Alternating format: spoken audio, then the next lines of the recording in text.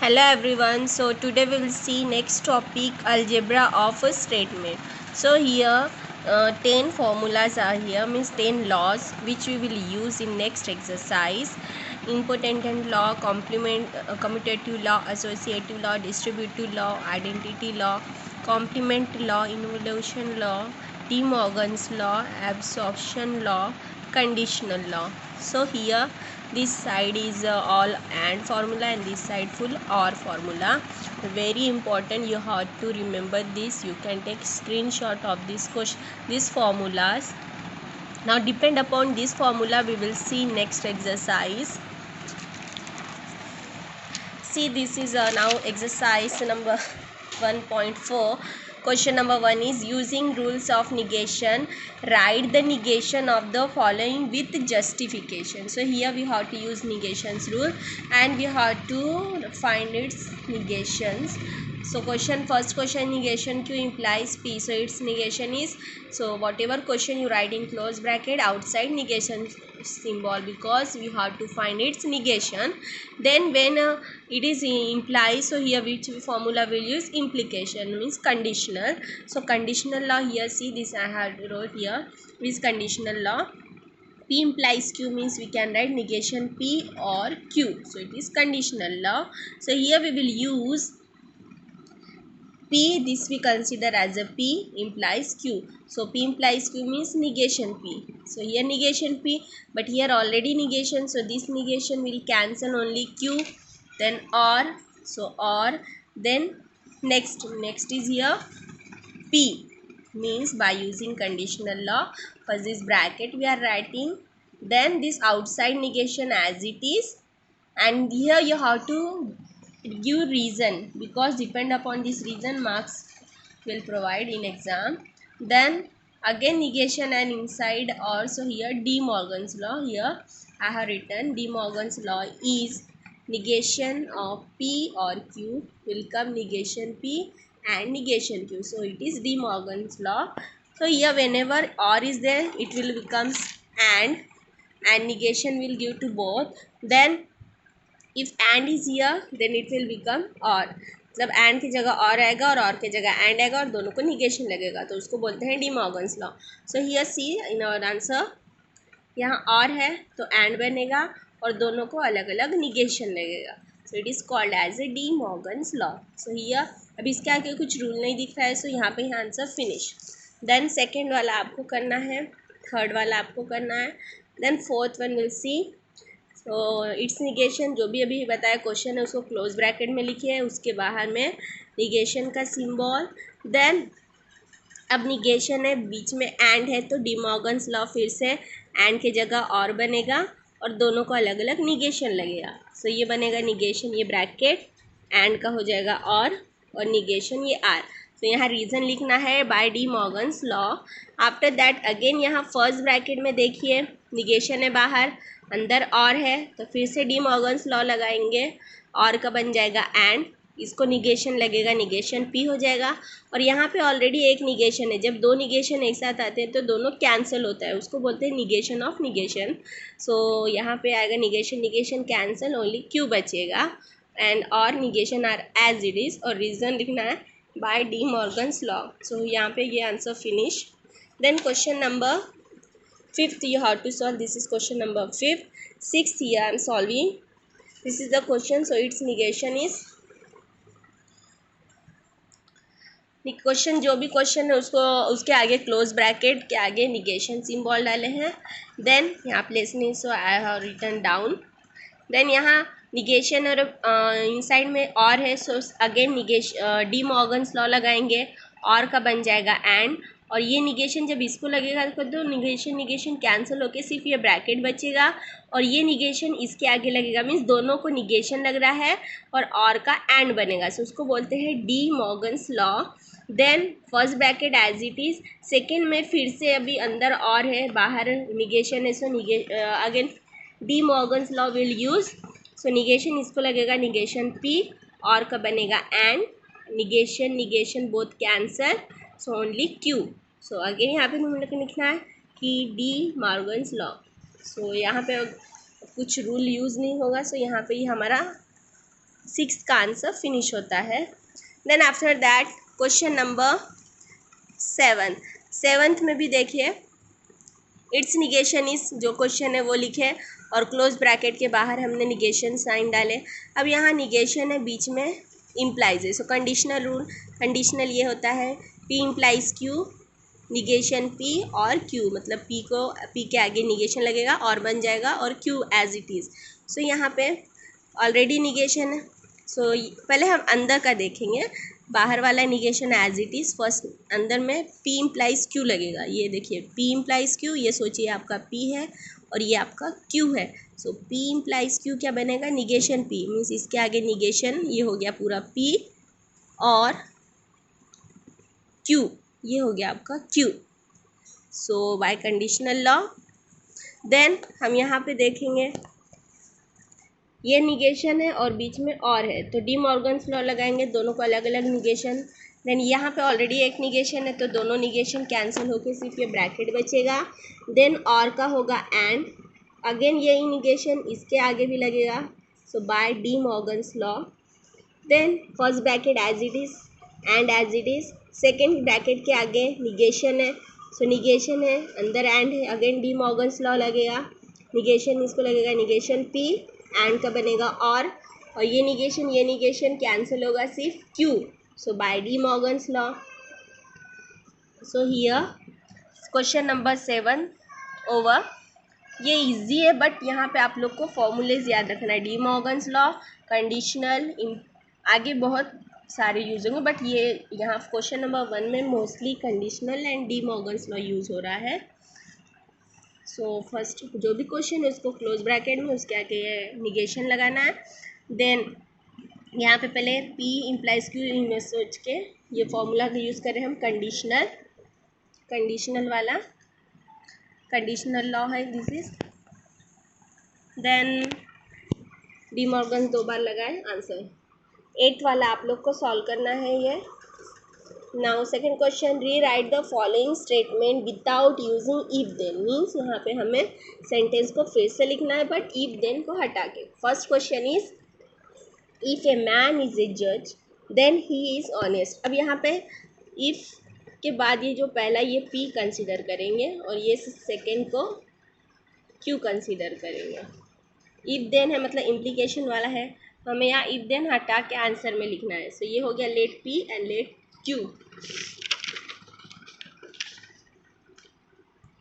So here first let P will denote as a man is a judge, second Q is honest, symbolic form वही आएगा P implies Q because it is if then symbol। now अब यहाँ हमें if then हटाना है तो हमें अभी पता है conditional law, P implies Q रहा तो निगेशन P और Q होता है, यह अभी जस्ट कंडीशनल लॉ स्टार्टिंग में बताया है। देन अब अपना आंसर इस फॉर्म में, वर्बल फॉर्म में इसमें कन्वर्ट करना है, पी सेंटेंस में नॉट लगाना है और देन क्यू सेंटेंस लिखना है। सो फर्स्ट पी का सेंटेंस क्या है, ए मैन इज़ ए जज। अब यहाँ पे नॉट लगाना है, इज़ नॉट आ जाएगा, so a man is not a जज। और का सिंबल है तो और, क्यू क्या है, he is honest, so a man is not a जज और ही इज़ ऑनेस्ट। सो ये हो गया उसका वर्बल फॉर्म में, हमने इफ देन हटा दिया है एंड उसका आंसर ऐसा लिखा है। Then second question you have to solve, if है तो इसको पी क्या कंसिडर करेंगे, 2 इज़ अ रैशनल नंबर, ये आप लोग कंसिडर करोगे, इसको पी कंसिडर करना। देन के बाद ये जो √2 इज़ इरेशनल नंबर, इसको क्यू कंसिडर करना, सेम फर्स्ट के जैसे सॉल्व करना है। Then question number 3 C, if f of 2 is equals to 0 then f of x is divisible by x minus 2। So यहाँ पे सेम इफ देन का है, हमें इफ देन हटाना है, सो पहला इसको कंसिडर करेंगे p और सेकेंड वाले को, ये जो यहाँ तक है इसको कंसिडर करेंगे q। So let p f of 2 is equals to 0, q f of x is divisible by x minus 2। So it's symbolic form आएगा p implies q। अब ये भी P implies Q means conditional law use करेंगे। P implies Q is इक्वेलेंस negation P और Q। ये third question number 2 में सभी symbolic form P implies Q आएगा और उसके बाद आपको कंडीशनल लॉ ही, ये वाला कंडीशनल लॉ ही यूज़ करना है। देन अभी राइट साइड में ये है, तो इसके जैसे हमें वर्बल फॉर्म में लिखना है। सो निगेशन P, हमारा P क्या है, P of 2 is not equals to sorry is equals to 0। सो अब हमें इसमें नॉट लगाना है तो इज़ नॉट आ जाएगा। So F of 2 is not equals to 0। Then यहाँ और है तो और फिर Q वाला as it is. So Q क्या है, F of x is divisible by x minus 2। So यहाँ लिख देंगे F of x is divisible by x minus 2। So ये हो गया थर्ड का answer. You can take screenshot of this third answer. So next question हम देखेंगे। So question number 3, without using truth table prove that. अब हम यहाँ पे राइट साइड और लेफ्ट साइड प्रूव करना इक्वल दिखाना है, but without using truth table. So means by using this laws.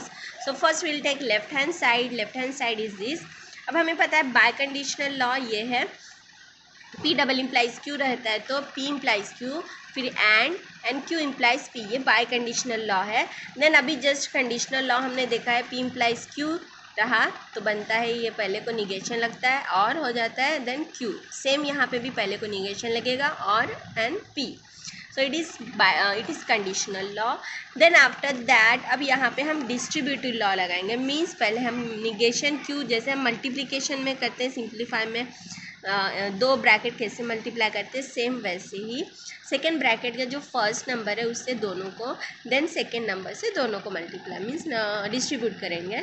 So negation Q, पहले ये ब्रैकेट को मीन्स निगेशन P और Q, ये एंड निगेशन Q, फिर बाद में ये और यहाँ पे और आ रहा है, ये वाला और यहाँ आएगा, फिर निगेशन P और Q एंड P मीन्स ये पहला हो गया एंड निगेशन Q, फिर ये और यहाँ, फिर ये ब्रैकेट एंड P यहाँ मीन्स डिस्ट्रीब्यूट किए। So it is distributive law. Then next step में हम क्या देखेंगे, यहाँ पे अगेन जो निगेशन P है ये दोनों को डिस्ट्रीब्यूट करना मीन्स फिर से हमें मल्टीप्लाई करना है दोनों को, निगेशन Q से दोनों को।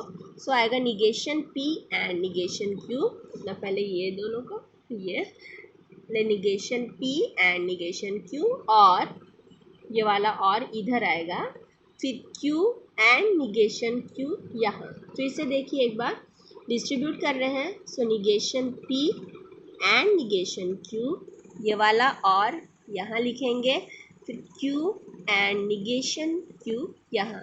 सेम ये वाला और वैसे ही रहेगा, यहाँ सेकेंड ब्रैकेट में करेंगे, दोनों को डिस्ट्रीब्यूट करेंगे। सो निगेशन P एंड P इधर, ये वाला जो और है ये यहाँ रहेगा, Q एंड P यहाँ रहेगा। Again one time negation P and P यहाँ, ये और यहाँ Q एंड P यहाँ। So it is distributive law. Then उसके बाद डिस्ट्रीब्यूटिव लॉ होने के बाद कॉम्प्लीमेंट लॉ, ये जो Q एंड निगेशन मतलब सेम, एक पॉजिटिव एक निगेटिव मीन्स एक नॉट रहता है और एक विदाउट नॉट, जैसे P या Q एक में नॉट एक में नहीं है, तो यहाँ पे कॉम्प्लीमेंट लॉ देखिए एक बार। एंड के लिए अगर P एंड निगेशन P है तो F आता है, और P और निगेशन P है तो T आता है, इसको कॉम्प्लीमेंट लॉ बोलते हैं। P की जगह Q भी रहेगा तो भी सेम आंसर, F मतलब Q एंड निगेशन Q रहा तो भी F, और Q और निगेशन Q रहा तो T। सो यहाँ पे हम ये लॉ यूज़ करेंगे। अब ये सोचिए Q and negation Q and रहा तो F आएगा, सो इसका आंसर आएगा F। एंड सेम यहाँ पे भी देखिए एंड है, negation P and P, so here negation P and P, इसका भी F आएगा यहाँ पे। मीन्स ये पहला ब्रैकेट एज इट इज़ और ये F और ये second bracket as it is. Then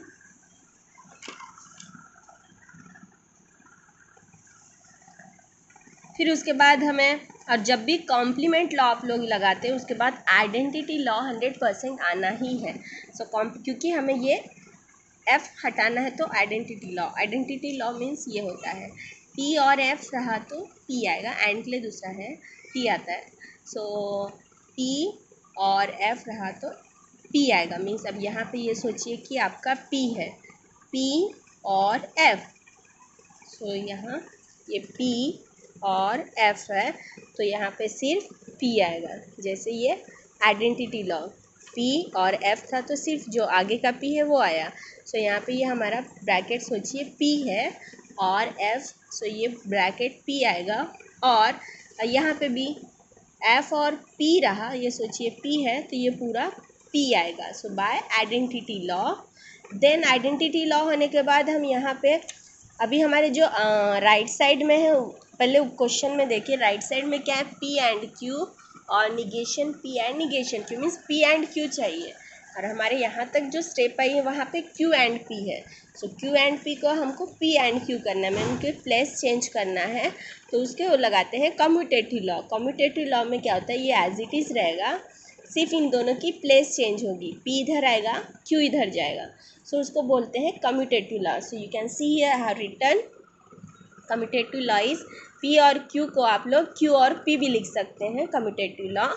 then यहाँ पे अभी फिर से हमारे आंसर में देखिए P एंड Q पहला है, देन उसके बाद negation P and negation Q का ब्रैकेट है।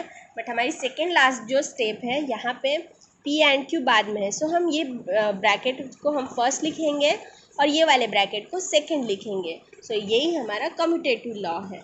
क्यों लिखे, क्योंकि हमारे आंसर के हिसाब से राइट हैंड साइड में हमारा फर्स्ट ये वाला ब्रैकेट यहाँ है और ये वाला ब्रैकेट यहाँ है, तो हम इन दोनों की प्लेस चेंज कर सकते हैं। And reason you have to write commutative law, so it is the right hand side, hence prove. You can take a screenshot of this answer. ये 3 मार्क्स तक का पूछते हैं एग्ज़ाम में।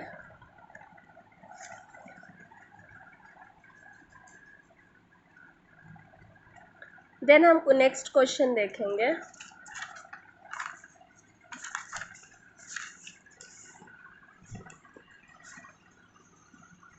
Second question you have to solve, ये वाला second question आप लोग को सॉल्व करना है। P और Q एंड P और निगेशन Q इक्वलेंस P, ये वाला आपको सॉल्व करना है। लेफ्ट साइड ये वाला लेना, आपको राइट साइड P मिल जाएगा।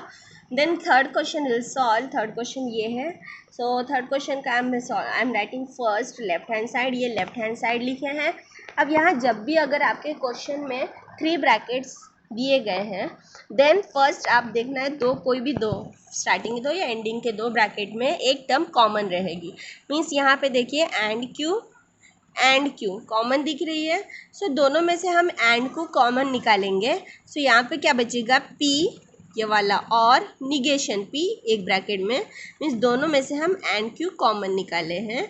सो P और निगेशन P इधर और दोनों में से एंड Q बाहर, और ये लास्ट वाला as it is. Then after that अब यहाँ पे जस्ट अभी कॉम्प्लीमेंट लॉ देखे थे हमने, P और निगेशन P मीन्स एक पॉजिटिव एक निगेटिव रहा और है तो बीच में T आएगा। सो इसकी वैल्यू आ जाएगी by complement law T and Q, और ये as it is. So reason is by complement law. After that again अभी मैंने बताया जब भी आप कॉम्प्लीमेंट लॉ लगाते हैं उसके बाद आइडेंटिटी लॉ आना ही है। आइडेंटिटी लॉ क्यों आता है, क्योंकि हमें ये T या कैपिटल F हमें रिमूव करना होता है। सो T निकलेगा, ओनली Q बचेगा। सो उसको बोलते हैं आइडेंटिटी लॉ, और ये वाला bracket as it is. Then after that हमें फिर से अपना आंसर, हमारे जो शो दैट का आंसर है वो है P और Q अभी तक आया नहीं है, means again we have to solve. So यहाँ पे हम अगेन ये दोनों को डिस्ट्रीब्यूट करेंगे, जो Q है इसे भी और इसे भी डिस्ट्रीब्यूट करेंगे, मीन्स Q और P यहाँ, then again Q and negation, means ये बीच में जो एंड है ये यहाँ आएगा, देन Q और निगेशन Q यहाँ आएगा। अगेन देखो एक बार, Q और P यहाँ, फिर ये वाला जो एंड है इधर आएगा, देन Q और निगेशन Q इधर आएगा, उसको डिस्ट्रीब्यूटिव लॉ बोलते हैं। देन अगेन फिर से देखिए यहाँ एक पॉजिटिव एक निगेटिव आया है, मीन्स एक Q और ये निगेशन Q, और बीच में और रहा तो T आता है। Again complement law, then complement law हटाने के लिए आइडेंटिटी लॉ यूज़ करते हैं। क्यों, क्योंकि हमें T हटाना है। सो T हटेगा ओनली Q और P, आइडेंटिटी लॉ हो गया। अब हमारे जो आंसर में राइट साइड में क्या है, P और Q है, और यहाँ पे क्या आया Q और P मीन्स इन दोनों की प्लेस चेंज करना है. सो P इधर आएगा, Q इधर आएगा, उसको बोलते हैं commutative law. So this is the right side answer, hence true. So you can take screenshot of this answer. Question number 3. Then last question, see here, question number 4. small question है. अभी इसका left side लिखेंगे. This is the left side of this question. अब यहाँ पे conditional law, just अभी मैंने बताया था कंडीशनल लॉ क्या है. P implies Q, इक्वेलेंस, negation P and Q, ये है. अब यहाँ पे देखिए ये P सोचिए इम्प्लाइज Q, सोचिए यहाँ पे और चाहिए. सो निगेशन ये हो गया. सोचिए पहला bracket as a P, second bracket consider as a Q. Then क्या बनेगा, जो फॉर्मूला क्या है, निगेशन P और Q. सो निगेशन ये पहला ब्रैकेट और second bracket as it is negation P और Q. ये सोचिए it is a conditional law. Then उसके बाद अब देखिए ब्रैकेट के बाहर निगेशन है और यहाँ पे और है. सो डी मॉर्गन्स लॉ लगाएंगे. दोनों को अलग अलग निगेशन लगेगा और के जगह एंड बनेगा. बट यहाँ पे फर्स्ट ब्रैकेट में ऑलरेडी निगेशन है. सो बोथ निगेशन कैंसिल होगा, सिर्फ ये ब्रैकेट होगा और की जगह एंड बनेगा और ये निगेशन इसके आगे लगेगा. So by D Morgan's law दोनों को निगेशन लगाए और की जगह एंड हुआ.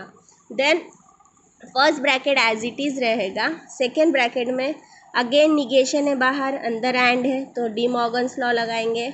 ये निगेशन इसको जाएगा और इसको भी जाएगा. सो निगेशन P एंड के जगह बनेगा और ये दोनों निगेशन कैंसिल होके सिर्फ Q बनेगा. सो निगेशन P और Q आएगा by D Morgan's law. This is nothing but our right side. See ये अपना राइट साइड यही है, P और negation Q and negation P और Q. सो ये है hence proof. So you can take screenshot of this answer.